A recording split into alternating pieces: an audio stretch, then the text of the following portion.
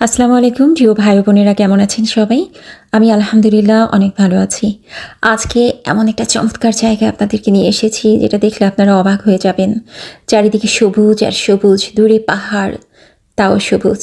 আর পাহাড় ঘেঁষে সমুদ্র, সমুদ্রের ঢেউ এসে পাহাড়ে আছড়ে পড়ছে।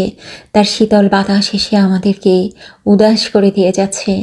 চারদিকে চরাচরের তীব্র নির্জনতা আর চমৎকার শোভা বর্ধন করে চলেছে, তাই তো পর্যটকের ভিড় লেগেই থাকে। এই যে বাস ভরে ভরে পর্যটক এখানে আসে, সময় কাটায়। এই জায়গাটি পর্যটকদের হাতছানিতে ডাকতে থাকে তার সৌন্দর্য উপভোগ করবার জন্য। তৃষিত পথিক, তৃষিত সমস্ত পর্যটক তাদের ভালোবাসা অন্বেষণে, তাদের তৃষ্ণা মেটাতে, সৌন্দর্যের পেপাসা মেটাতে এই সৌন্দর্যের কাছে এসে আত্মসমর্পণ করে দেয়।